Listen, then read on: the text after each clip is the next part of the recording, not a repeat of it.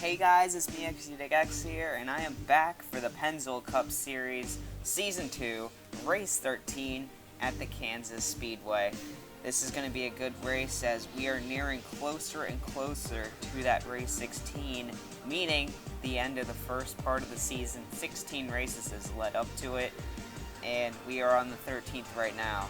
A lot of stuff can happen from here to the 16th race, but that only leaves 4 races. So if you're outside the top 28, it's either you get top 5s in these last 4 races or you're not getting in. So finishing top is a priority right now. Every driver has to be thinking that going into this race, especially where they start. Speaking of where they start, let's get a start on your starting lineup with Derek Petrie finally taking away Jay Durrell's like 3 poles in a row, I think. Row 2, Jay Barker and Zach Cars. Row 3, Gary Weaver and Ryan Dunn. Row 4, Webster Zygarde, your points leader, and Rick Whitton is outside. Row 5, Zach Kamoski, Michael Jones. Row 6, Addison Steinbach and Chloe Baker. We're going to let go through the rest of the field as you can watch it, see where your driver starts, and see if you get a good starting spot for this race. Some notables, you see Daniel Voiles, he's trying to come back. He had a really good race last weekend, despite being in an accident, trying to keep the ball rolling. Brian Lenning also wants to keep having good finishes. I'll talk more about him later in the race. Ferdinand Cabot had a good race last time as well as I think Aaron Roots did as well. You see his team in Arshaw Sane starting on the inside of row, I believe that was 16.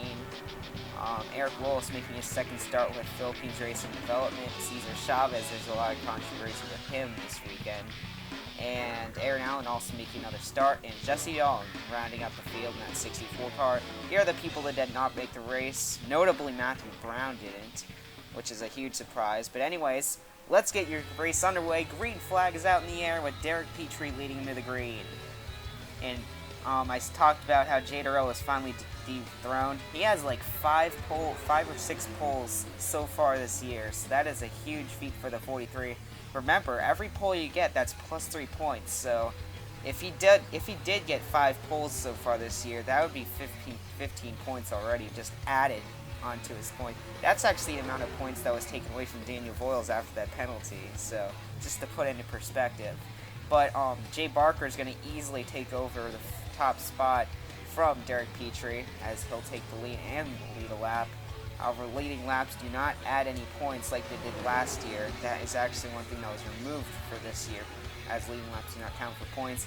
But you see both Derek Petrie and Jay Durrell falling back in the early stages of the race. Gary Weaver, though, makes his name present up front, though, the Amazon Ford. Not really seen up front too much, but he is seen in the chase right now. And definitely a guy that's been seen in the chase, Webster Zygarde. I don't believe there's been a moment since around like the first couple of races that he hasn't been in the points lead.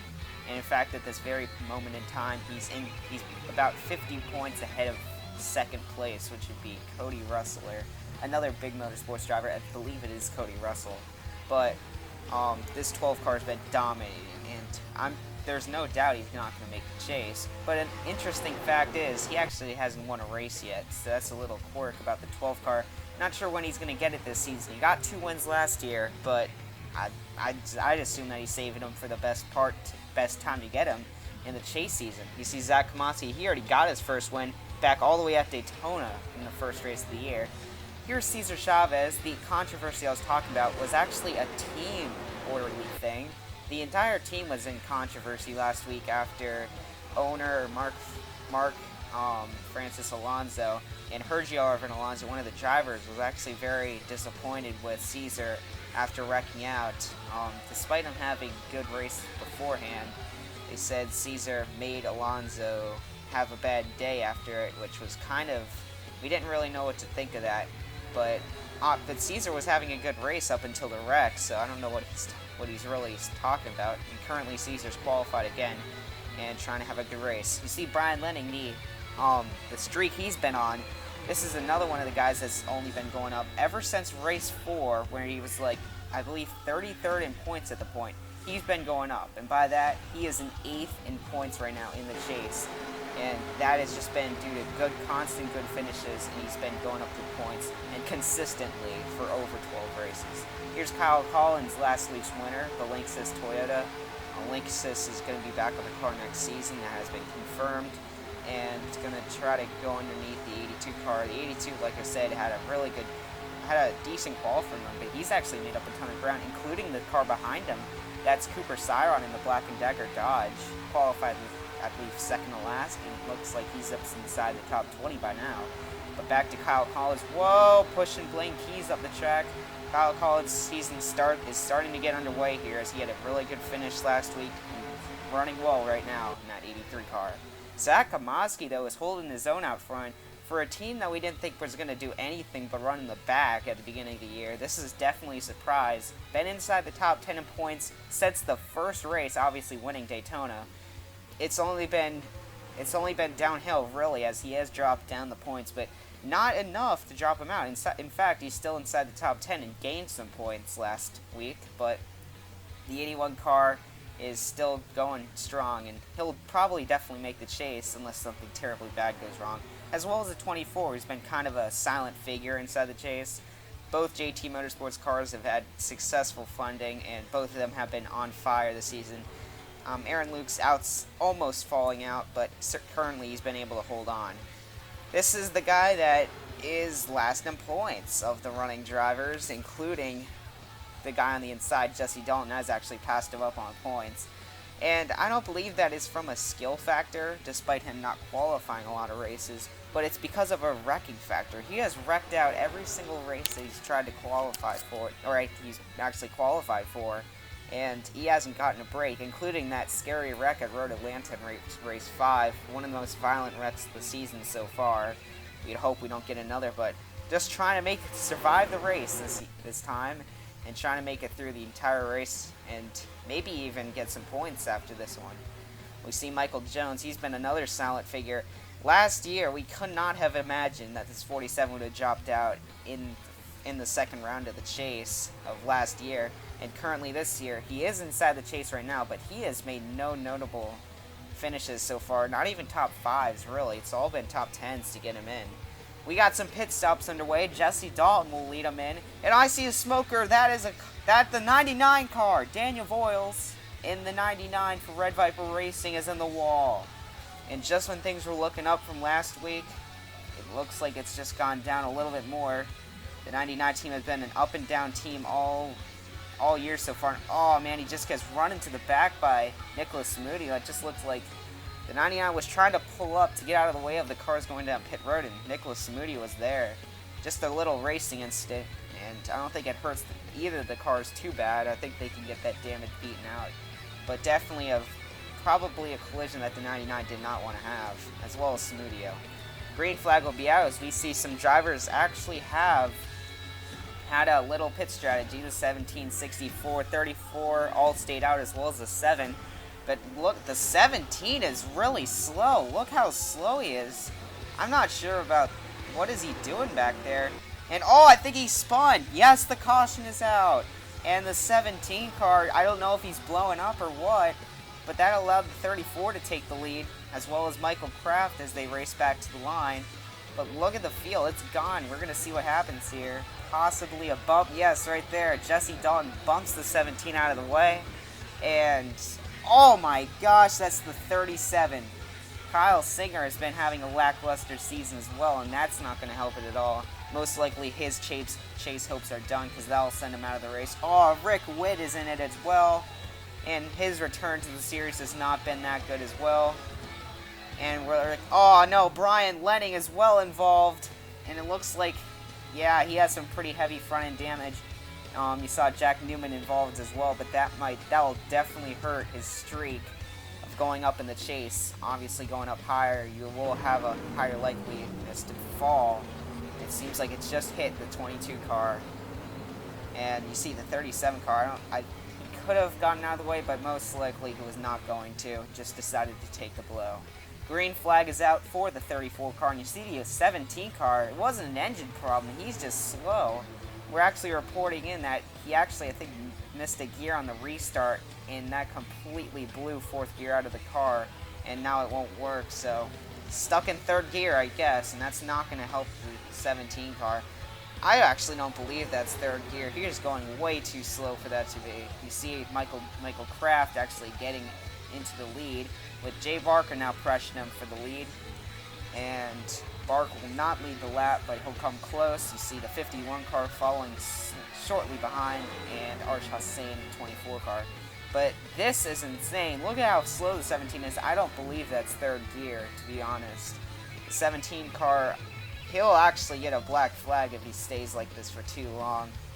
And yeah, look at the field he's holding up. He is going to create a huge division between the pack.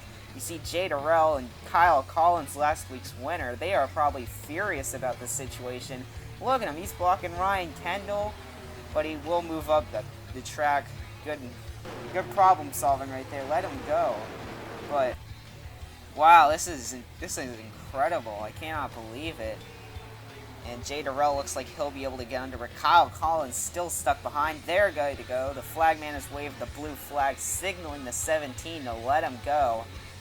And he still has not moved all the way up the track. He's still committed to the middle line. I do not see why. And going back to the Philippines Racing Development instance, Ferdinand Gabata also had a little bit of a run-in. During the practice for the race, he and Hergiel had a little brushing up. Both of them collided in their practice, and Hergiel got mad at him. However, both of them managed to work it out by the time the race came around, so it wasn't a big deal. But definitely, all around, just a heated environment for Philippines Racing Development, including Eric Willis, who was coming into his first time. Maybe a little cautious of the team he was joining, but it seems like they've gotten their mojo all flattened out, as all of them are pretty much now just back with the focus at hand to try to win another race and get their cars higher in the points, because currently none of them are in the top 20. And we're riding along Nikita Rizkov. His season has been rather iffy. Not going to go into too much detail, but look at how the field has been decimated by Syron. And you see the field is really strung out. That's not even the entire field. You see the white dots in the background.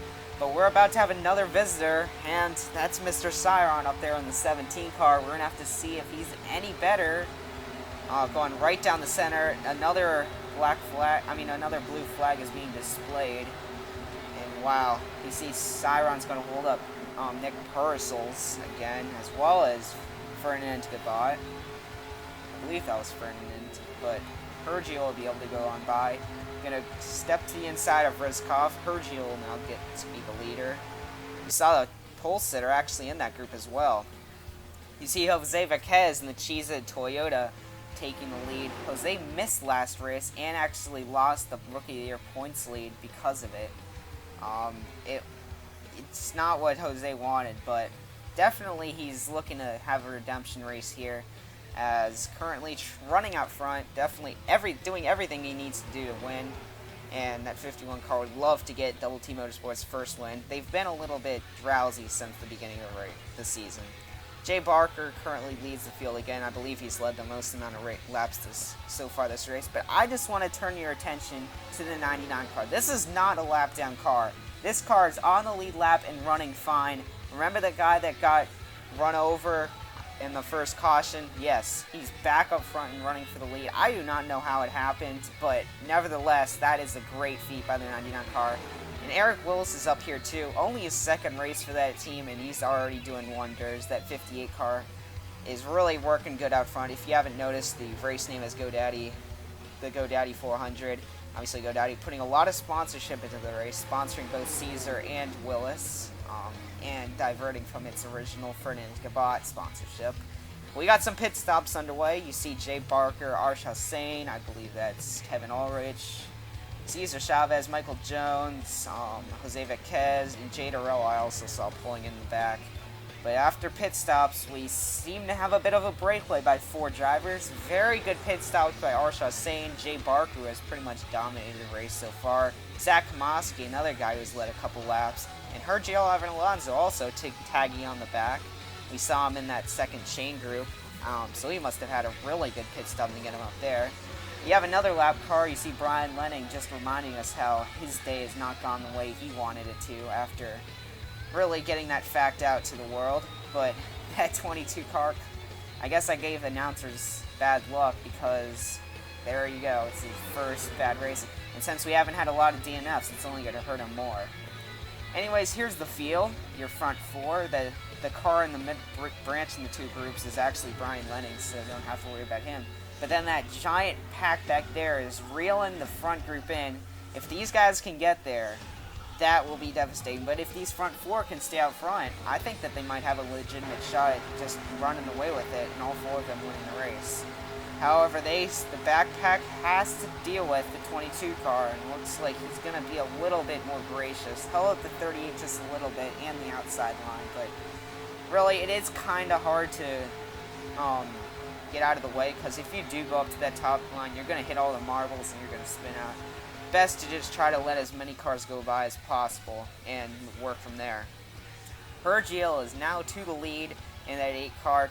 Actually, if you look at this pack, a fun fact, 3 out of the 4 drivers have a win already, the one excluding is Arsha Sane, but we got the 17 car of Cooper Syron. Look at that! And that was good driving from the front 4. Shows what a little pack can actually do. They just split them entirely, and all of them continued on racing. But for the big pack, it's another question. He is holding up the inside line, and he is just basically being a huge back mark. And look at that, black flag is out for Cooper Syron. He'll have to bring his car down pit road to a stop and go. I think it's 30 seconds is what they're calling. So Syron's day, I don't know how it could get any worse. He's already last in the running order, with damage as well, and running in 3rd gear, so I don't see how his day could get much worse. Guys' days that are going worse, but really not much worse than last week's. This is a very similar situation to what we saw at Darlington. These same 2 drivers, just terrible runs last week, although they turned into good runs because everyone wrecked out. But this time it's different because no one has wrecked out. Brian Boone and Addison Steinbach in the back of the field. Don't know where their speed went over that break that we had, but it's definitely gone somewhere. These 2 are still inside the top 20 in points, but if they keep running like this, they're not going to stay there for long, even with Boone being 7th at the point. Oh my gosh, you see Cooper Syron. That is exactly how much of a deal of damage he's doing. You see how he broke up the field. He broke it up that bad, and no wonder he got a black flag. Anyways, white flag is in the air for the front 4. The field did not catch them in time, and Cooper Syron is back to the front of the field again. And oh no, how are they going to... Who's going to be able to get by him? You see Jay Barker is currently in the lead of the race. No one's gotten by him. He's holding up all 4. Sees... There goes the 81 car. Zach Komoski going through. There's a car on the inside. That's Hergiel Arvin Alonso on the 8. To the inside. They're side by side coming around turn 4. The 8 has an advantage. It's a drag race down to the checkered flag. It will be Hergiel Arvin Alonso to take the win away from Zach Komoski. And Hergiel, how much of a success is this for the team after all the complaints and disappointments last race for the team? And they come back and win it this time with a ton of great runs. Wow, what a great race for Philippines Racing Development and that 8 team. And talk about the best time to win a race. And think about this. He's the 2nd driver so far this year to win a 2nd race. And before this, he had only run one race in the Pennzoil Cup Series Season 1. That's a good driver in the making right there. Hergiel doing a lot.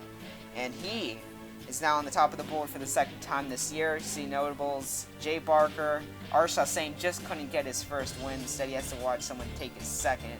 Zach Komoski again up there, and you saw the rest of the order. And Aaron Allen, give some claps to him. His first race he's finished, and he finishes 26th. I believe that's his best finish, too. Not bad for the 19 car. He has his teammates actually surrounding him, Cody Russell and Derek Petrie, as well as Michael Kraft, who finished 18th. Pretty much a disaster for Big Motorsports. Jay Durrell, not a good finish for him for the 2-time winner. First one, at least. Ryan Dunn, still looking for that 2nd win. He already had 3 by now last season. And looking through the field, the only car that DNF'd was Kyle Singer, and you see Brian Lenning definitely hurting for it. Zach Carr's. Webster Zygarde had terrible days, even though they started up front. Zach Carr's, I believe, 4th, and Zygarde, like, 8th, I believe.